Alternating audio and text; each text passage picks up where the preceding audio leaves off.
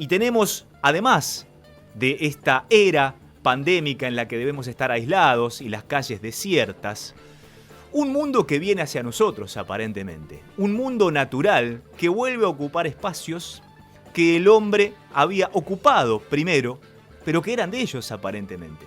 Es como que la naturaleza se atreve a venir hacia nosotros, o por lo menos a estar en esos lugares en los que antes no se animaba a estar, porque estábamos nosotros. Reitero, aparece un video de una nutria en el pleno barrio de La Boca. Cuando vamos por la autopista Buenos Aires-La Plata por cuestiones de trabajo, vemos que están llenos de garzas, cigüeñas y otras aves que realmente parecen insólitas en esos lugares a la vera del camino. Y entonces tenemos un mundo nuevo, aparentemente. ¿Es verdad que tenemos un mundo nuevo? Se lo vamos a preguntar a un especialista, a un compañero también, colega, periodista, biólogo, hoy secretario de Control y Monitoreo Ambiental de la Nación, conductor del programa Ambiente y Medio que recibió premios Martín Fierro. Tengo el honor de presentar a Sergio Federovisky en nuestra próspera mañana. Hola Sergio, ¿cómo te va? Gabriel te saluda. Gaby, ¿cómo estás? Gracias por la introducción, me dio un poquito de pudor. No, por favor, te lo mereces. Hoy estamos hablando con un funcionario del gobierno nacional para que nos explique cómo es esto de que hay una nutria en La Boca, cigüeñas a la vera de la autopista Buenos Aires-La Plata, carpinchos caminando por los countries. ¿Qué pasa con la naturaleza? ¿Hay una rebelión? Pareciera, ¿no? Pareciera que la naturaleza decidió tomarnos por asalto, pero en realidad lo que a mí me sorprende es que nos sorprenda, verdaderamente, porque los que estábamos desfasados, los que estábamos ocupando el sitio no correspondiente éramos nosotros, no ellos, por ponerlo en términos de nosotros y ellos, claro, que creo que es el término que, o el modo de describirlo, que justamente ha sido la base conceptual que ha llevado a que el hombre, a lo largo principalmente de los últimos 200 años de la Revolución Industrial para acá, se haya considerado el amo y señor de la naturaleza, se haya considerado por encima de ella y se haya considerado con el derecho a apropiarse, literalmente, para usufructuar la naturaleza en beneficio propio.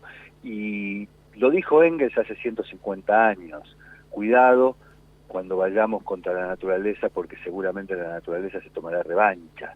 Y esto es lo que está pasando, si se quiere, en una escala modesta, de tiempo, porque tiene que ver con este parate monumental que tiene la economía a nivel planetario, pero ciertamente lo que revela es que la naturaleza vuelve por lo suyo y vuelve a buscar lo que le fue arrebatado, y en todo caso exige de nosotros una reflexión y una acción, no solo la reflexión, para poder pensar cómo, parafraseando una frase que está tan de moda ahora, volvemos mejores, ¿no? Después de que la pandemia se haya ido.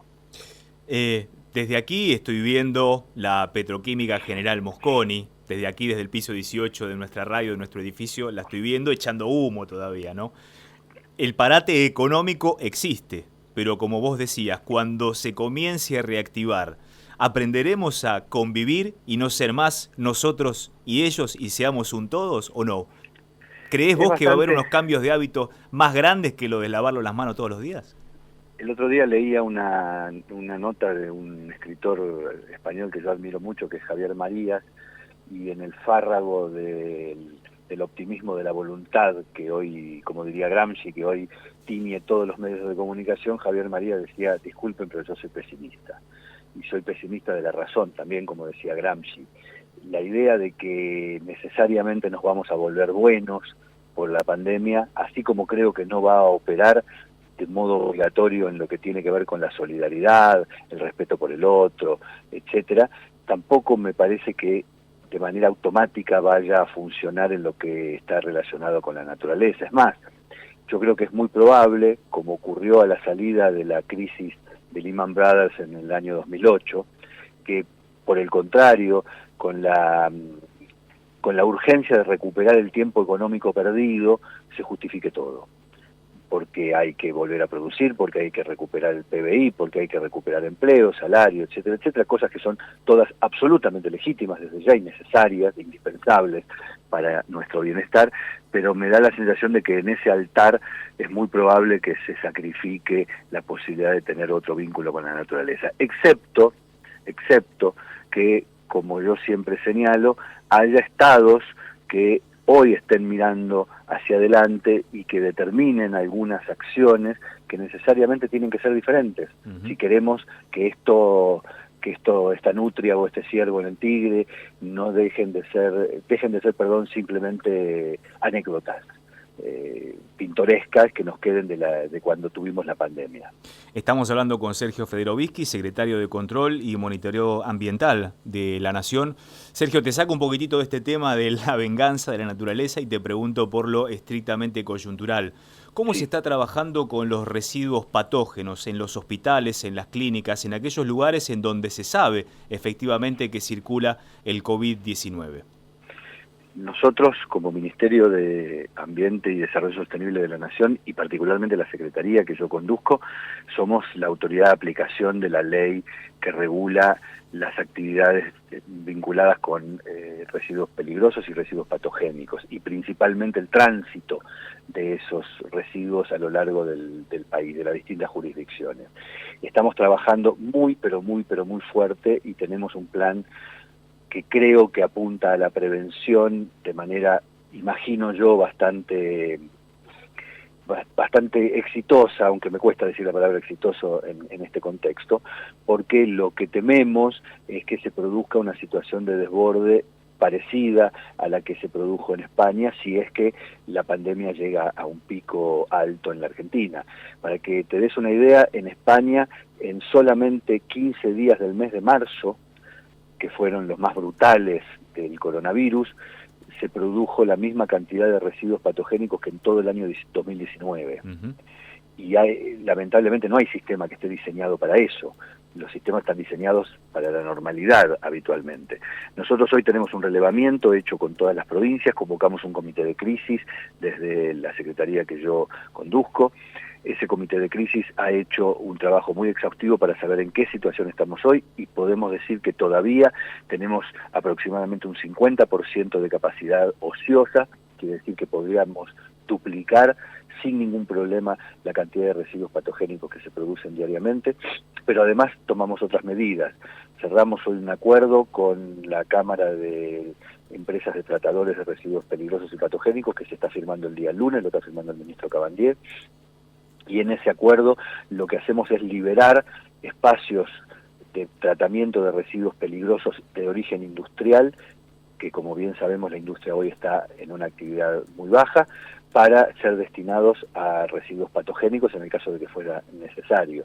Y estamos habilitando una tercera instancia de otras instalaciones que están originalmente diseñadas para tratar otro tipo de residuos o para producir otro tipo de actividades que van a ser habilitadas, por supuesto, con el mayor de los controles, solamente para la emergencia en el caso de que hubiera un desborde. Por lo tanto, yo puedo decir que al día de hoy nuestra prevención está bastante ajustada a lo que creemos que puede ser un pico de la pandemia.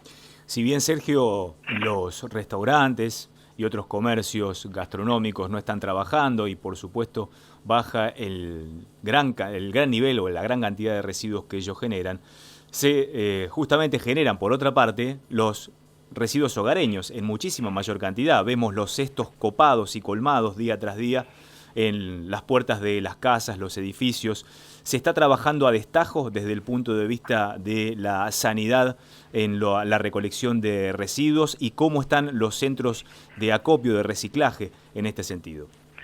Hoy hay una tendencia que podemos decir que estadísticamente nos da el mismo resultado en prácticamente todos los distritos, que es que hay una baja en promedio de la producción de residuos domiciliarios en alrededor de entre un 20 y un 25%, porque si bien es cierto lo que vos decís de que la mayor parte de la gente al estar en su casa produce mayor cantidad de residuos, también es cierto que todo el resto de la actividad al estar parada compensa de algún modo esa suba.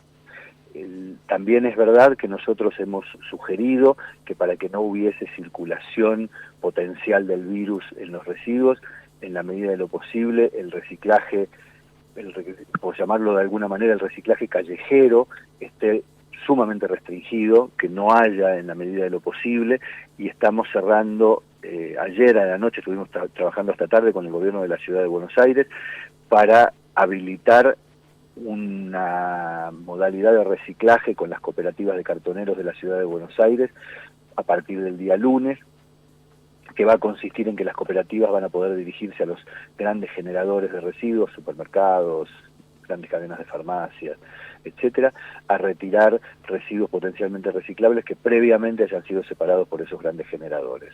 Y esos residuos van a cumplir con el protocolo de 72 horas inmovilizados y sin manipulación, y luego de eso las cooperativas de cartoneros van a poder disponer de su comercialización. De este modo, no solamente estamos respetando los protocolos de sanidad que son obligatorios e imprescindibles y necesarios en tiempos de la pandemia, sino que también estamos atendiendo a una necesidad social, porque todo ese sector hoy, sector de cartoneros, recuperadores urbanos, ha perdido obviamente y lamentablemente buena parte de su fuente de ingresos.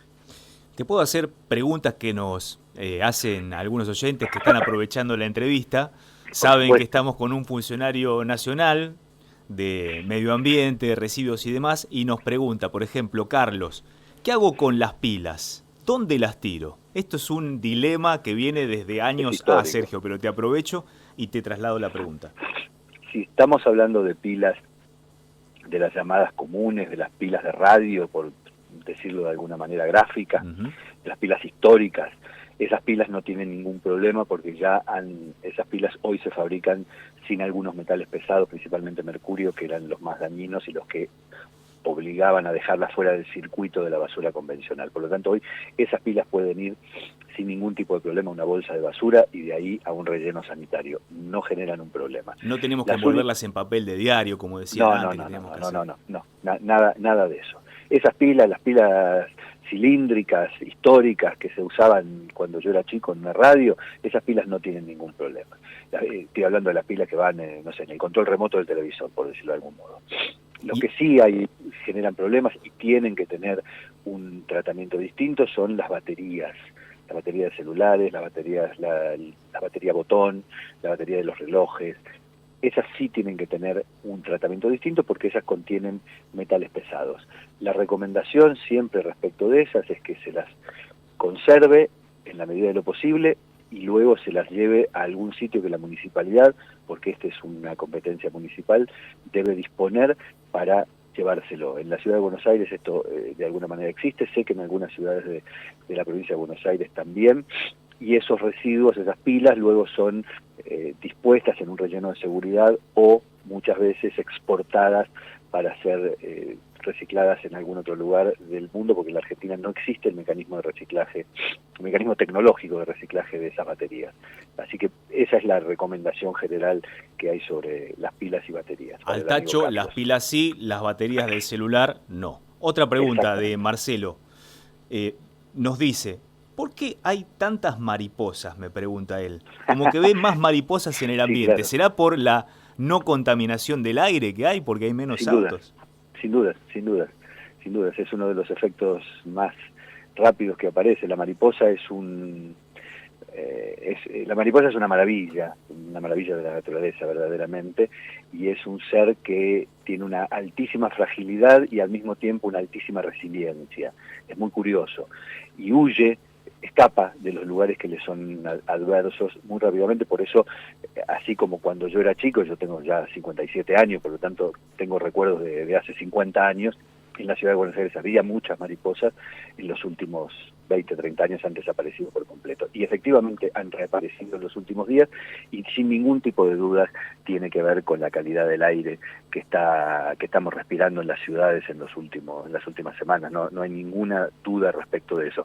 Y también como para mostrar que las mariposas son extraordinarias a la hora de mostrar o de revelar la salud ambiental, yo les invito a que hagan un ejercicio.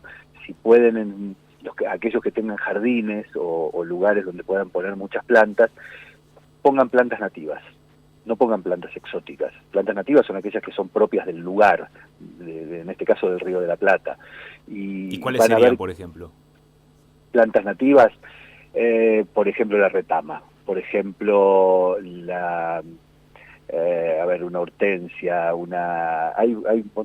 cualquier vivero va a asesorarnos bien.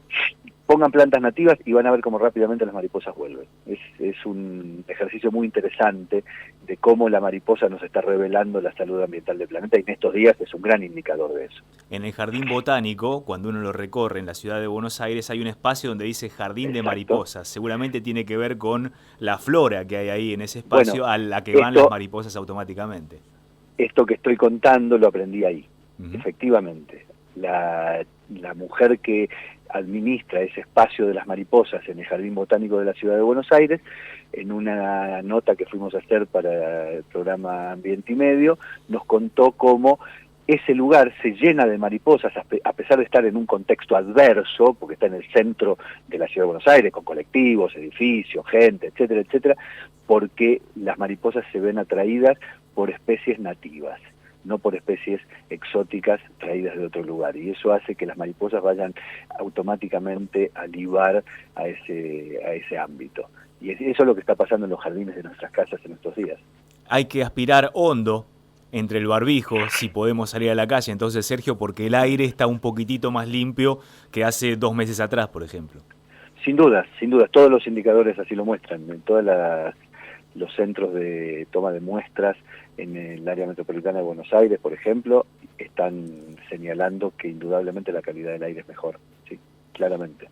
Y la verdad es que sería una picardía perderlo de manera automática el día que salgamos de la pandemia, pero va a ser difícil.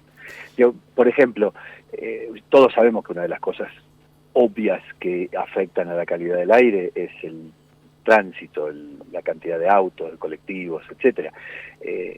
Una de las cosas que podríamos estar pensando como estados es cómo fomentar de manera permanente, obviamente rotativa, pero permanente, que un porcentaje X de los agentes del Estado trabajen desde sus casas y hagan este tan célebre teletrabajo del cual se habla tanto en estos días.